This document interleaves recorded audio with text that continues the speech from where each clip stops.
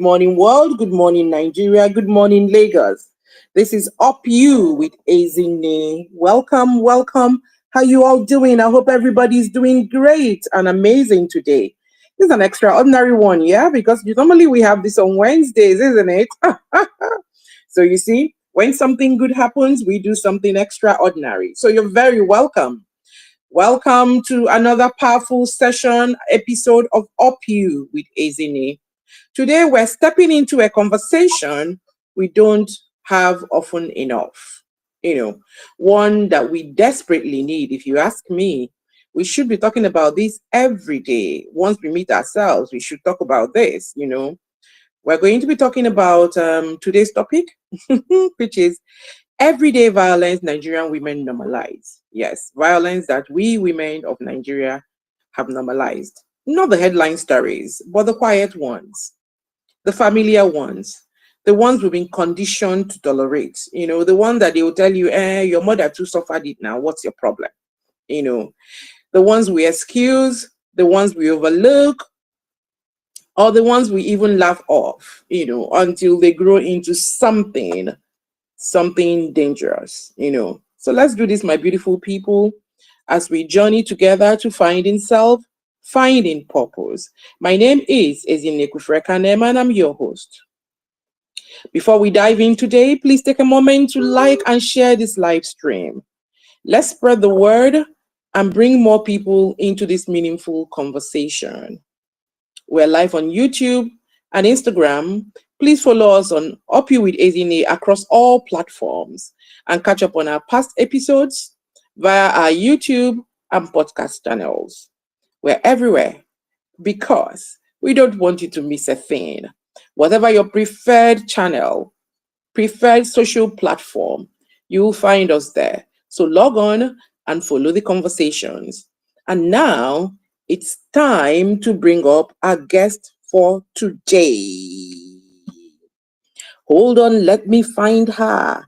I left her somewhere here. So let's find her and bring her up.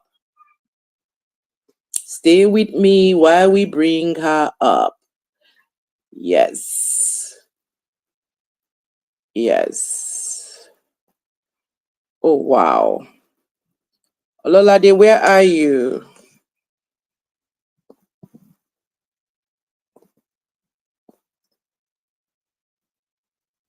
Okay, let's hope she comes back in.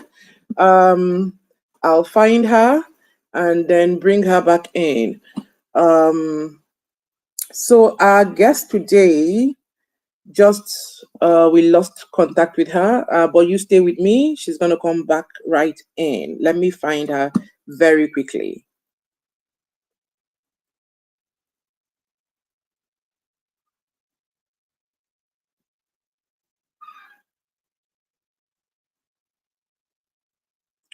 Okay, while we wait for her to come, I'm going to be reading her profile so that we get to know her a bit before she comes on.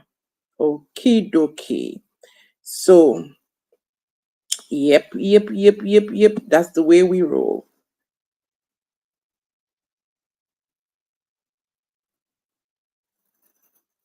Okay, she's here.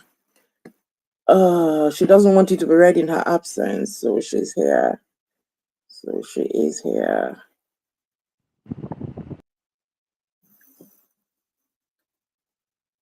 Hi. I can actually hear you, but I want to see you as well. Okay. Can you see me? Good morning. Good morning.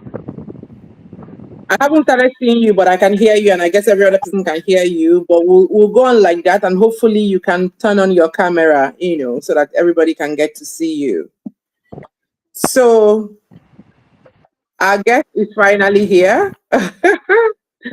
And you'll get to see her beautiful face shortly. As I was saying, Can you see me? not quite, not yet, but we can hear you very loud and clear. So we'll continue. You'll figure it out. Yeah. So today our guest is someone whose work speaks directly to the topic today. Of course, I said to you that the topic today is everyday what? If you know, please put it in the comments for me. Type it. Everyday violence, Nigerian women normalize. Yes. Okay. Ololade, you have multiple gadgets signed in. I'm trying to put on the second one so that we see. That could be why we are not seeing you. Can that be it? I have you signed in now on two gadgets and I still can't see you. I'm powering on. Yeah. Okay. So she's someone whose work speaks directly today. She's a feminist, a human rights defender, an award-winning poet, and the founder of DOHS Cares Foundation, the platform behind Nigeria's Femicide Observatory. She has dedicated her life to giving survivors voice, dignity, and healing.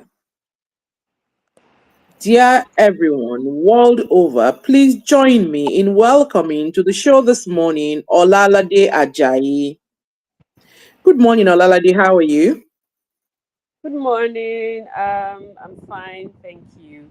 Um, I apologize, everyone. I'm trying to fix the camera thingy from showing. Um, um, I'm sure I'll get it shortly. Thank you so much for having me on the show, Madam Ezinne. Up you. Oh my goodness, this is hilarious and a first, and it's actually very fun. Don't just take your time. Let's just keep having this conversation. It will turn out all right. Okay. The important thing is that people get to hear what we're talking about. And then it makes it a little bit more mysterious so they can go search it out and find out who exactly my guest today is. Ololade, I have I am itching to ask you my very first question. Because your profile clearly states that you are a feminist. Yes, So it I'd does. like you to please tell us what or who is a feminist. Let's start from there. Okay. Feminist is somebody who wants equal rights, equal opportunity for women. A feminist is someone who recognizes the fact that there's some form of marginalization of women in certain aspects of life, especially in traditional settings, and wants to balance this oppression, wants to balance this marginalization, wants to ensure that women's rights are also acknowledged as human rights. A feminist is someone who supports women's rights. I don't want to go into theory so much, just want to say it in plain language. So that's a feminist. Okay, great. It sounds very nice. And it looks like all of us should be feminists because so a feminist is not a man hater, right? No, that's not what feminism Or a means. man basher. Not at all. Oh wow. So he's actually asking for equal rights. Yes, it is. Oh wow. Interesting. I've been wanting to get this education. So thank you for educating us. Then we will all aspire to be feminists. Then Chimamanda must be correct. All of us should be feminists. Yeah. All of us should be So, advocating for equal rights. yes, we should. What did you say? I said, yes, we should. We should all be feminists. She's right. Yeah. Yeah. Okay, so thank you so much again for joining us. And then let us begin from the beginning now that I'm sure that you are not a man basher. Because I didn't want when you're gone on the show, everybody will now come and say, oh, okay, Ezinne, what's up with feminism? So we took that elephant out of the space. Okay. So when we say everyday violence, what exactly are we referring to? Okay. That's a good question because oftentimes people think that violence, when we talk about violence against women and girls, we think it's when it is when the woman or girl is being bashed, is being beaten or stabbed or something. No, it's not that. Mhm. Everyday violence can be emotional violence, psychological violence, economic violence.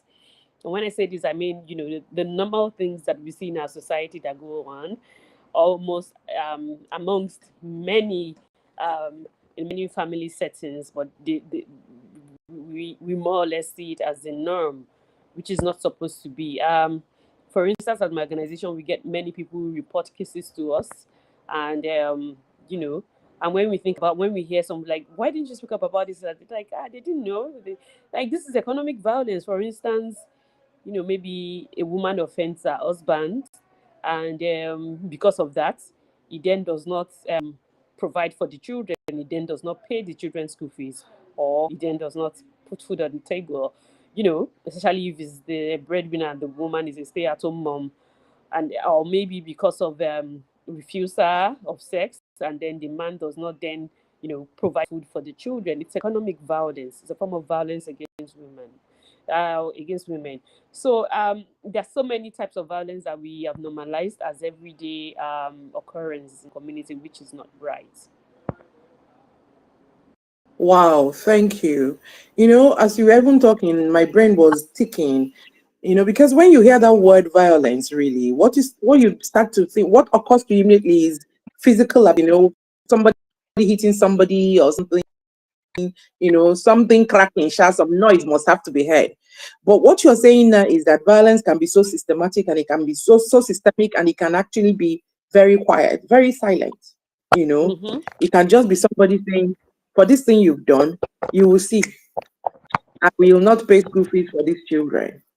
There's no Mm-hmm. beating, there's no bad blows, there's no bottle breaking anywhere, but someone has Yeah. just been uh, violently treated, violated. So amazing stuff. Thank you for telling us that. And honestly, uh, yes, many of us have normalized it. You know, many of us have normalized it, and it's from things like this that we now get to the bigger ones. But let's keep going. From your work with survivors, Laide, yeah, and your femicide observatory, what forms of violence, have you noticed that Nigerian women normalize without even realizing it? Um, like I said earlier, those um, forms of violence and even physical violence is sometimes normalized. Um, in communities, you see people during violence because for some reason they feel that they deserve it, or because the person who is supposed to be a safe space says that yeah, it happened to me as well. For instance, if I've maybe meeting up and I report to my mother, and my mother says, "Yeah, daddy used to beat me up too." It's already normalized. Everybody sees that it's norm now. If for instance, we refuse to acknowledge the fact that there might be marital rape, you know, people say, "Is it not your husband?" And we see people, we've seen men who sexually abuse their wife, who sexually, you know, um, I don't know what better way to put it other than say sexually abuse their wife purposefully, especially maybe men who are high on alcohol or drug abuse, and they do this. And then when the woman wants to report it, and everybody says, it's your husband. I mean, it's in the law. There's no marital rape there's no marital rape in the law, for instance. So, like, that's his conjugal rights. And I've seen this happen so many times that we reported to this police station. They say there's nothing they can do. It's the husband. And a woman is crying and saying that, "Oh, after childbirth, I have multiple tears, and this man is coming and I said no, and he beats me up." And they're like, "It's your husband. Why would you refuse him sex?" So there are lots of violence against women that is normalized in our society, which is not supposed to be. Uh, I don't want to get into Hmm. that question, but I think it may be another question to say why, you know, talking about the law aspects of it. So I'll leave that to you.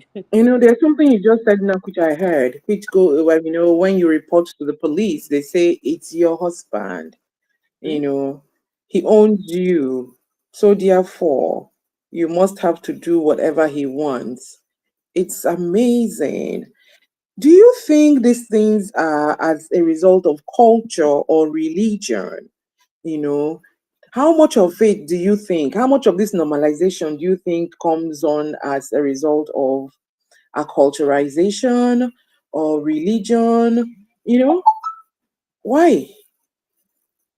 Um, so I always say that and tradition are the twin tools of patriarchy.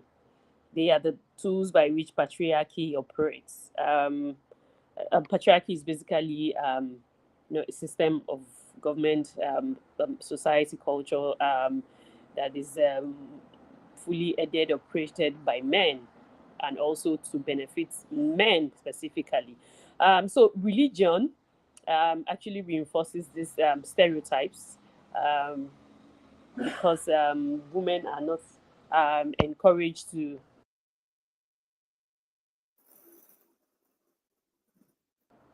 because when women report these abuses, sometimes in church they be like, "Oh, did you submit? Or what did you do? Or what did you say?" And sometimes, they just get encouraged to pray about it, which, if a crime of violence is a crime, it's not something that you should pray about. It's that you should report to the police. It's something that should be prosecuted. And also tradition also reinforces this um, forms of violence against women, these harmful practices against women. Take, for instance, female genital mutilation. It's violence against girls. It's violence against women and girls, because some at adult age still get genitally mutilated. I know of many states whereby they say if you're married to them and you want to give birth, you have to you have to still go through, circumcision, through genital mutilation. And it's because these practices are reinforced by tradition and norms. That's why it happens. So yes, I think religion and tradition have a role to play in normalizing violence against women and girls. Okay. Even with all the awareness that I know it's going on, with how much um foundations like yours, civil society and everything is doing, even with the current 16 days of activism that is going on and everything, you know that a lot of people still do not understand fully what this whole thing, GBV, everything is all about. You know, um, it's more like I don't know if we're doing enough. I don't know if we're spreading the word enough. I don't know if the channels we're using are good enough. However, what I'd like you to even say to me is, are there subtle phrases, subtle jokes, or practices we grew up hearing that actually reinforce violence? Because you see, I believe that word of mouth travels faster than any of these things that we're doing. What your mother told you, what your mother told her, what you are telling your children. Are there stories, that we joke around, we throw about that actually reinforces and normalizes all of this violence against women? Oh yes, I think that in our um, can you hear me? I think that in our Yes, I everyday can.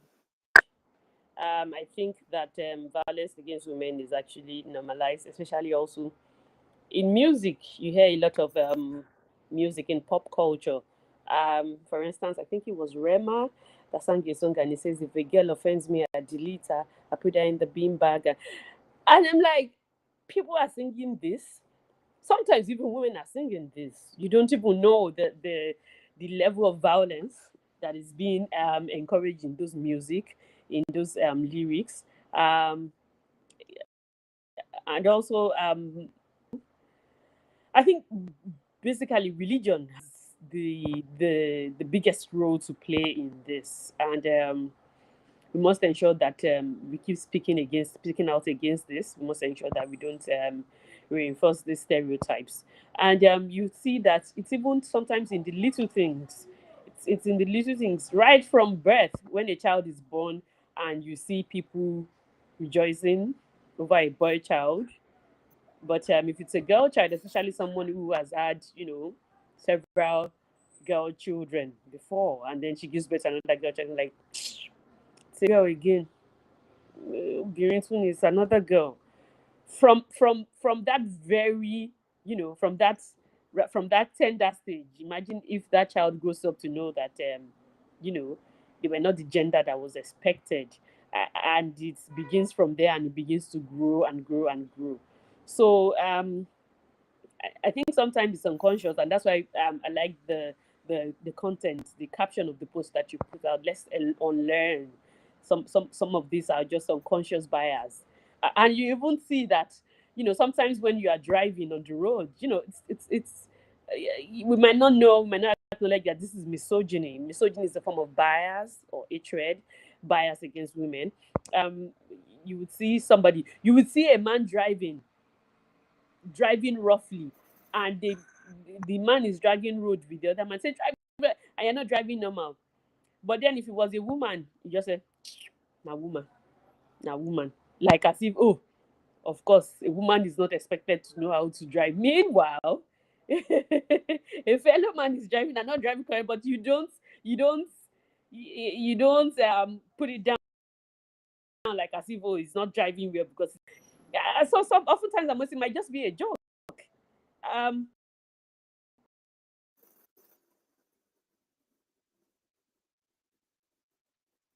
Are you there?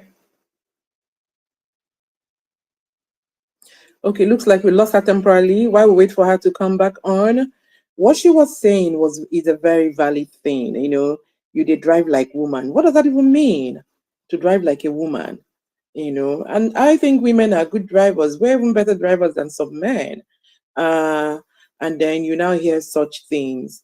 Those are the things that actually, stereotype and then stem this kind of behaviors in where people begin to look at other people as if they're not enough or equal enough to be treated right, you know. And earlier on, she talked about the songs, the lyrics of the songs that we sing. In another episode where I had Yinka Davis on this show, Yinka Davis actually said that the reason why she's careful about the kind of music she puts out is that there is a spirit in music. It possesses you. So by the time you keep singing, if a girl does something to me, I delete her, I put her in a bin bag, delete her, put her in a, if you sing it long enough, it takes root in your brain. And one day you just find yourself deleting someone. So we need to be careful. So when we say don't be joyful over every form of music that you see, it's not because somebody wants to censor you. It's because, like one of my mentors told me very early on in life, whatever you see, whatever enters your eyes and enters your ears, has entered your heart, and it will certainly stay there and grow. And most of the stuff that we are experiencing right now is monkey see, monkey do. My father used to beat my mother, so me too, I'm beating my wife, and stuff like that. My mother used to keep quiet, so me too, I'm keeping quiet. I will not report. So even when violence is being meted against you, you take it in your stride. Olalade, are you back with us? Please say hello if you're back on. Okay? So these are real issues, and these are stuff that we normalize. We have come to normalize in Nigeria, and we need to do better. At an earlier show that we had, a lady said, listen, every single woman has experienced domestic violence in one way or the other. Maybe yours wasn't beating. Maybe yours was affection starvation. Maybe yours was economic, financial. Maybe yours something, maybe yours was a rape or anything. But every single woman, old enough to be called woman, even some that are young children, the mutilations, genital mutilations, and all of that. So every woman has experienced one form or the other of violence from a violence from an intimate partner. She's back on. I'm trying to put her back on, and so that we can continue. So it's not something that we do not understand. It's not something that we do not know, but we are enabling. We're keeping quiet. Welcome back, Laide. How are you? sorry, I think my network Hello, went. Laide. Yes, it's fine. Welcome back. It's good to have you back. Will you pick up from where you were?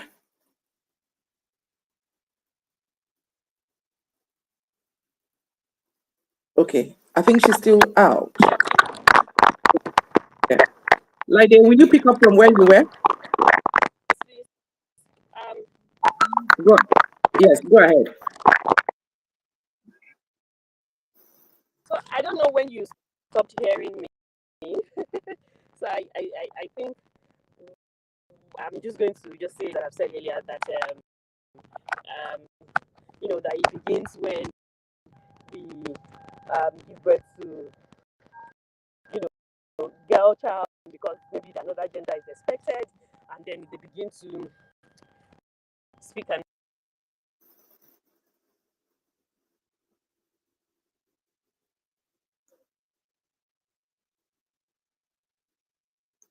Yes, Laide.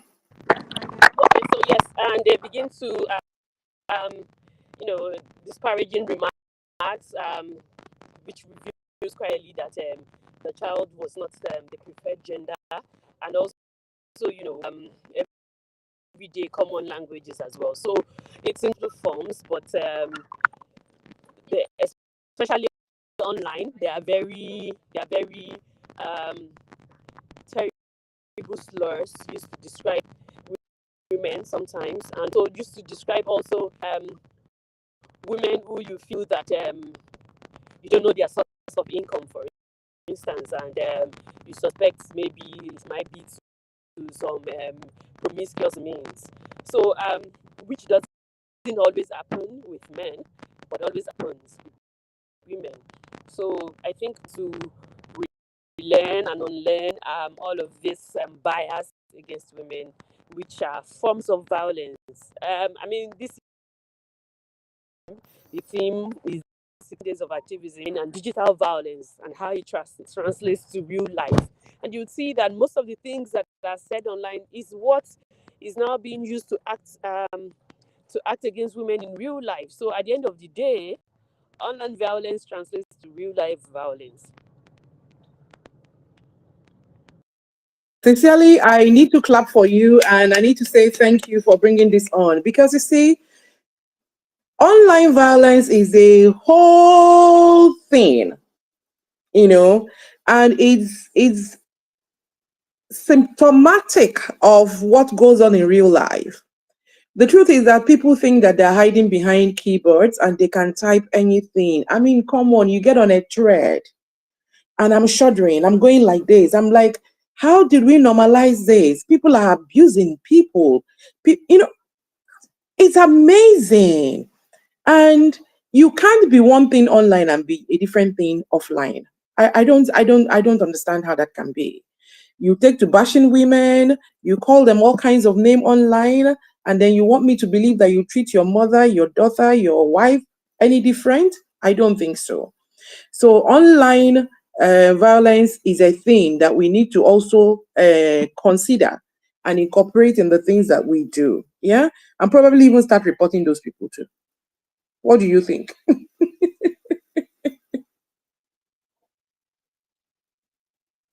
Sorry, Like, was did that I again? lose? Say that again. Yes, I said, what do you think? About Legislating online violence. yes, yes. I mean, I think there's some form of social media bill, but it's Mhm. mostly for politicians.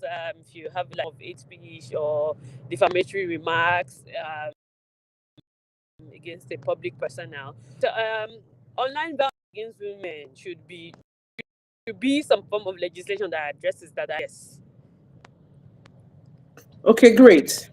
Thank you. I hope we get to that so that it doesn't really get out of hand more than it is right now. Um, Yes. so tell me, yeah, everything starts in bits, little drops.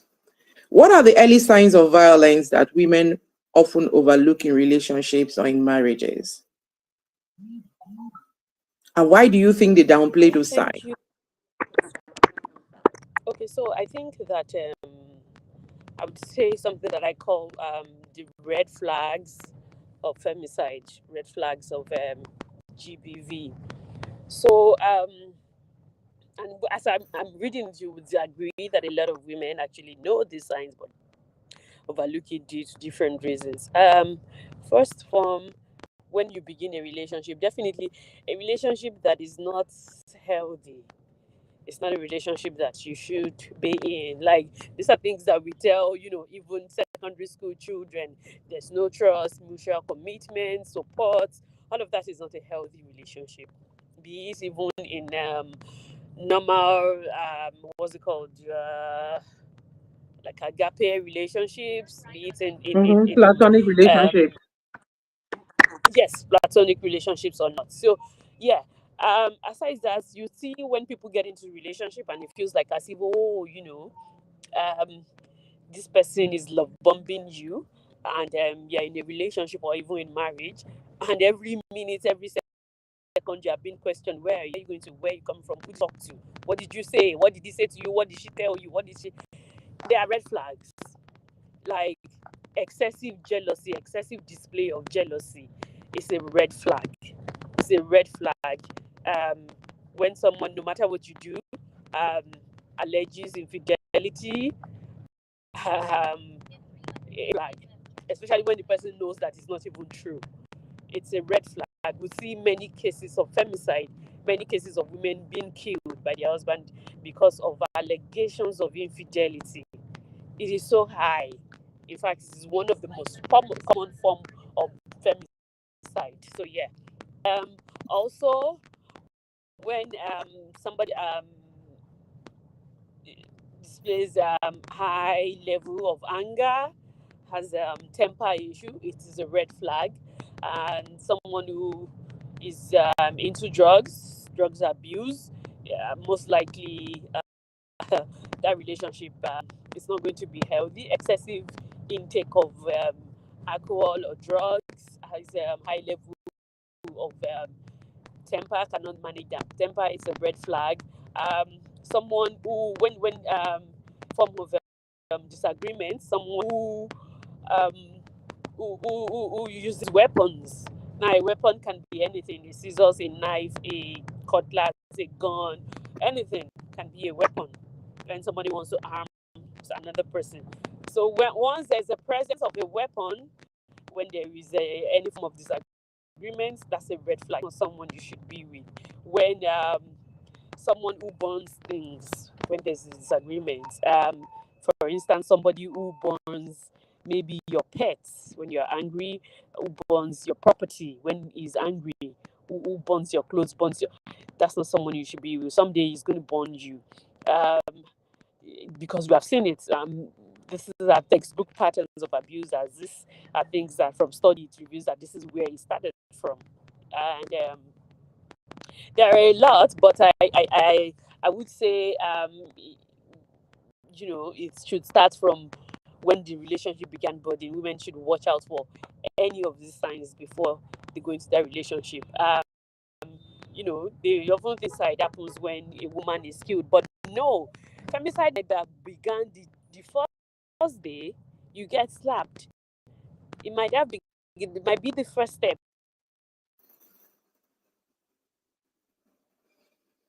She's gone off again. I hope she comes back because she was making some very, very valid point. She was just about to tell us about, expatiate more on the word femicide. So we just know femicide to be, oh, when a woman has been killed, by an intimate partner, But she was just trying to say that it's not that day that the woman is killed that femicide started. Femicide may have begun, according to her, from the first slap, from the first burning of your clothes, from the first burning of your pets. Femicide may have just started, and it will be building on and building on until it becomes something that gets out of hand and possibly results in someone dying. My question still remains: why do we normalize it? Why would someone burn your clothes and you say it's normal? Why would somebody beat you up all the time and you accept it as normal? Why would you say, some person even says it's a love language? It's because he loves me that he beats me. It's because he loves me that he gets angry with me. It's because he loves me that he doesn't come home, because he's upset with me and he loved me. And so he went off, he drank, and then he got violent, it's my fault. Why do we normalize it? Why do we accept it as women? What is that thing in our makeup that makes us agree that we can be treated like this, that is acceptable, that is normal, you know, to the point that we even advise other people, your own cannot be any worse. Do you know how my own is? Yeah, that's where we are at now. That's the question that I'm asking. So if you have any answers, please put in the comment section for us. Thank you for being on the stream. We hope she gets back in so that we can continue the conversation because there's so much to talk about, you know. Still on the show. If you're just joining us, this is Up You with Ezinne, place where we have meaningful discussions towards finding self and finding purpose. You're very welcome. Please share the stream and bring in as many people as you can in here. Remember to follow us on all our social media platforms. It helps us to serve you better. Today's topic is everyday violence that Nigerian women have normalized to the point that we don't even consider it violence until we now start hearing someone died and we start trending justice for. If we took care of ourselves from jump straight, you know, maybe we'll reduce the number of femicides that we get to see. The number is quite high. From the statistics that I read this year alone, 2025 is quite high, you know, and we should even be grateful that we're even hearing of it now because initially there's no documentation, you know, and these things happen and nobody gets to hear. So thank God for Laide and our observatory that are taking the pains to do documentation so that we can even look at statistics and say, oh, this high, you know, and then start saying what can we do to ensure that no woman gets killed just because she got into a relationship. Yeah. Stay with me while I try to find what is going on with Laide.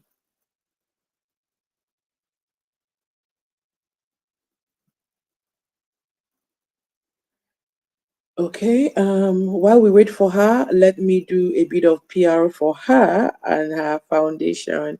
So this weekend, Laide is convening something called the Global Race Against Femicide, you know, where we will be racing against femicide, and the team is Run for Her. You know, it's happening this weekend and it's happening at on Saturday, precisely, at the Agege Stadium in Lagos, and also simultaneously at the Millennium Park in Abuja. It would be nice to see as many women as possible. It's a 5K run and it's built to raise global awareness about femicide. You know, with a focus on femicide in Nigeria, we are advocating and asking for justice for victims, raising funds for tracking femicide, and renting safe shelter for women, you know, who are under potential victims or survivors of femicide, domestic violence, and sexual abuse. Yes, so she's going to be doing all of that this weekend. I marvel at her strength and how she gets to do and push all of this forward. It will be very nice to encourage her. I will be posting about this a lot more on my page. So if you're interested, you could go look at it and make sure that you are a part of the race. Let's see if she's able to come on. Um,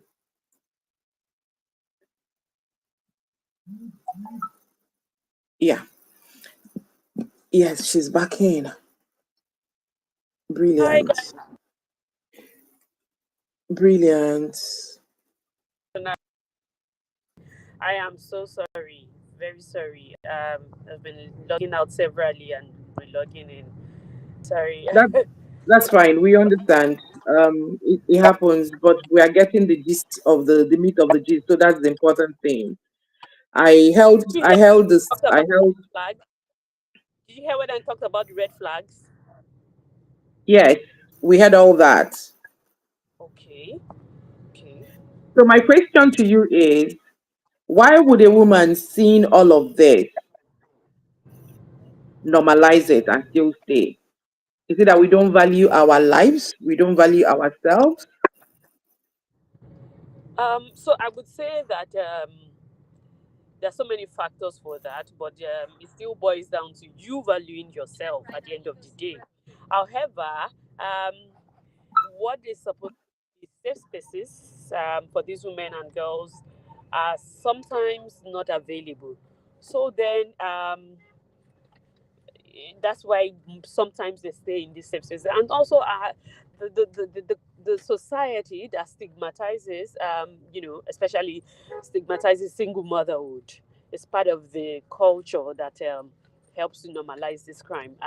I've seen some people say, oh, they cannot allow their child, their child was about to marry, and they said, oh, the girl is from a single mother, from a broken home, so then they will not allow their child to um, marry this girl, this lady.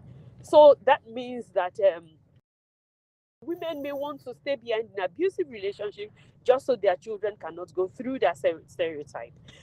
Sometimes, the culture that normalizes these things helps to promote um, this violence against women. I have also, I have a close family friend, or would I even say cousin, I think, who chose to stay back in an abusive relationship because she said her mother was divorced, and so she didn't want to repeat that cycle.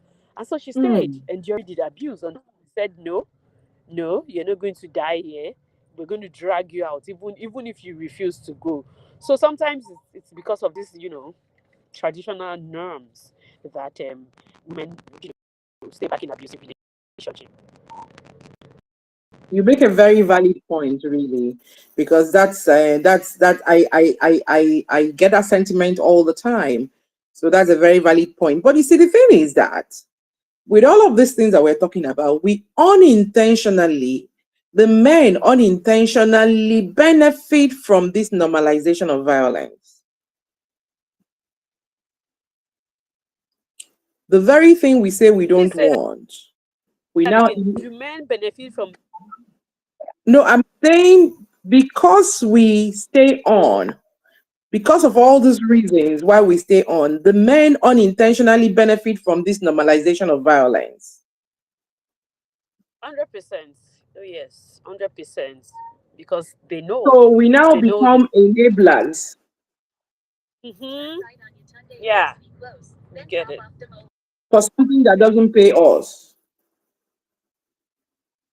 Sadly, yes, that's the reality, and that's why we must keep such platform as yours to stop against these forms of abuse, to speak up, to let every woman know that no, you do not deserve to be abused, you do not deserve to stay on in that violent situation, no, you do not deserve to lose your life just because you want to sacrifice your children, having normal relationship. No, you don't deserve it. You deserve to be alive, you deserve to be treated well 100%.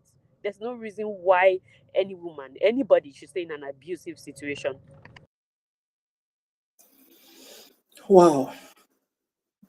You see, I'm getting emotional again. I'm getting into my feelings. So let me just snap out of it. Let's just switch. Can you just tell me a bit about, I was talking about it earlier, but let me let you talk about it. The event, the race, global race against femicide that you're having this Saturday. How does this event help break the cycle of everyday violence women have normalized? And what message do you hope that this event will pass on to people? No, not now. Not now. Please come back soon. Okay, while we wait for her, because I want her to say it herself. Okay, I'm also out of my feelings, so we can just go on. Um, so women, you see,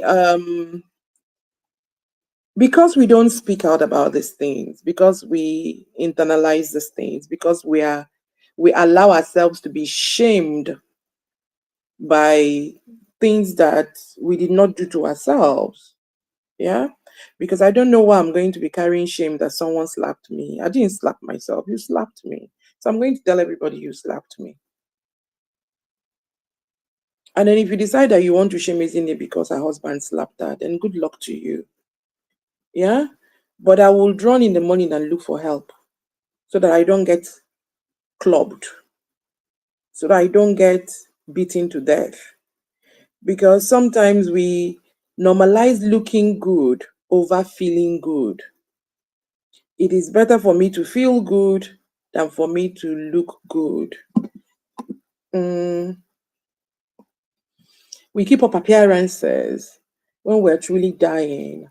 And the fact is that the dying is that, we're just giving ourselves illnesses. A lot of women have chronic illnesses right now because we're packing in anger, we're packing in resentment. Truth be told, a lot of women are in relationships they have no business being in. They have no business remaining in. Am I advocating walk out of your marriage? No. I'm advocating talk about things early enough and get help. There are lots of people there who are trained on how to help people resolve issues in relationships. Seek help, get help. When you're not feeling well, you go to the hospital, right? If your relationship is not feeling good, take it to the people who know what to do. There's several kinds of coaches. Look for the one that you need. Instead of waking up one day and we're doing justice for, yeah. And because the men know we won't talk, it emboldens them. It emboldens them. That's why one man will kill his wife, cut her up into pieces, and put her inside dustbin nylon. Oh, come on, who does that? Who does that? And for men, the he for she's, fathers, brothers, religious leaders, you all heard her. She says that religion and religious institutions has a big part to play in making women accept some of these things. I think it's time you had a change of thought. You unlearned a few things and learned new things. Everyone has a sister, a mother, a daughter. I'm not sure you want these things to happen to your children. Or you think that for some reason that these things happen to only a certain kind of people and not a certain kind of people. It rains everywhere. It sure does rain everywhere. And so why don't we just do the right thing? Teach the right things. Help the cause, teach the right thing. Mothers, train up your sons nicely. You know, we all want the boy children, the boy child, but then we now don't teach them how to treat the girl child properly. Both children are useful, and very much needed and loved for society to thrive. So it's important that as fathers, as community leaders, as religious leaders, as brothers, as husbands, that we treat the opposite sex with respect, mutual respect, and with kindness. With kindness. So that we can all coexist, nicely in this ecosystem called society. Yeah. It's taking Lola longer to come in. Let me look for her again and see if she can just come in and do her closing remarks. And we'll be rounding up for today. Yeah. And then we will all be heading towards the stadium come Saturday for her show. I hope that I do get her to come back on so that we can conclude this nicely. Thank you, everyone who has been on the stream. You've been so wonderful. Okay. Okay, looks like I won't be able to get her back in. So I'm going to just tell you very quickly again, remind you about her event, which is happening this Saturday, simultaneously in two locations in Lagos and in Abuja. It's going to be at the Agege Stadium in Lagos, and it's going to be at the Millennium Park in Abuja. It is a 5K run, and it's themed Run for Her. Global Race Against Femicide. This is the second edition of it. And the whole thing is to raise global awareness about femicide, which is the killing of women. by their intimate partners, you know, with a focus on Nigeria in particular. We're asking for justice for victims. We're trying to raise funds to track femicide. Remember that Lade runs an observatory, a femicide observatory, that keeps the numbers and keeps the measurements and gives us data to be able to work with. Okay. And then, of course, she's into renting safe places for potential victims and survivors of femicide. Just in case you don't think that these things happen, um, victims' family will also be present on Saturday at both events. So you can actually hear firsthand and see firsthand people whose daughters, whose mothers, whose sisters were killed by their significant other. The time it's oh, she's back on. Yes. Yes. She's back on. Lolade, I'm talking about the global race against femicide. Could you please take it and tell us everything about it very quickly Okay, so that we can wrap? so race against femicide. Okay, let me just start with femicide. First of all, is the intentional killing of women and girls, usually by men who are their intimate partners, close relative, or acquaintances. So the GHSKS Foundation tracks femicide across the country, and this year we have recorded over 180 cases of women who were violently killed by their intimate partners, close acquaintances, or relatives, and that's alarming, of course, and the Race Against Femicide titled Run for Her. It's a run to honor the memory of these victims, to ask for justice, to create awareness on femicide, and to also um, to humanize these lives, to make them not just the statistics, and to also help the families of victims to heal from the trauma of these events. Um, so on Saturday, 29th of November, this Saturday, we're having a race at Agege Stadium in Lagos, a 5 kilometer run around the stadium. Don't worry, if you cannot run, come join us walk. If you cannot walk, come share the runners, whatever, just be there. Um, it's a call for solidarity, a call for justice, a run to honor victims who have been lost, to ensure that they didn't die in vain. And it's also to create awareness, because I mean, when you start to say the word femicide, not a lot of people know what that word means. So we want to make sure that people know what this word means. People are aware about this term.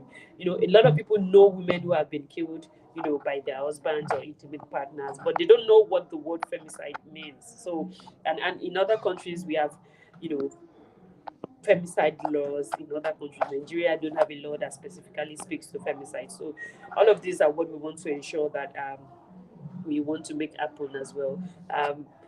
We're going to be asking for justice for victims of femicide as far back as 5 years ago. All victims of femicide that we know in Nigeria that are yet to get justice. Take Ochanya or Banji, for example. We're going to be signing another petition for Ochanya's case to be reopened, as well as other cases that have not yet gotten justice. So, a run for her is a global race against femicide. Even if you cannot be in Agege, Lagos, if you're outside the state, we encourage you to, you know, with names of these victims that you know, post it and tag us, hashtag Race Against Femicide, Run for Her, tag GOHSKS on all platforms. We will post you, we acknowledge, you know, you championing this fight against femicide. Thank you very, very, very much. You said that better than I could ever have imagined that I would say it. Let me just add that I'm going to be there. I'm going to be running, yes, because I believe seriously that we need to create more than awareness for this. We need to be involved. So I'm going to be at the stadium in Agege, and even if it is 2 legs I run, but I'm just going to run. So please, I'm using this opportunity to invite everyone come out to Agege on Saturday and let us say enough is enough. Let us normalize relearning. Some of the things we've learned, some of the things we're doing are wrong, and they just help the perpetrator to just keep doing things that are wrong to us as well. Let us learn to demand what is proper and fair and equitable to us as human beings, as women. It's very important. Thank you, Lolade, for coming. Thank you for every effort you made to be here today. Unfortunately, my viewers didn't get to see you and your lovely, lovely glasses. So I'm going to ask you that you take a picture of yourself the way you look and send it to me so that I can send it to them to see, because they need to see how beautifully you dressed up today to come and talk to them. And I must tell you that I love the way you Can't speak. see me, I right? love, yes, I Yes, love the I way you love the way sound. you You know, sound. You know, the thing the is, thing they is, keep they saying keep that, saying that. why am I Why am I echoing echoing back to back to myself? Did myself? you Did you do do something, something, Lola? Lolo? I only screenshot ourselves. Oh, what did I do now? Okay, so the thing is that they keep saying that people who work in this space, people who are in activism, feminists, that they are angry people, and so they come across as very angry, but you sound so rational.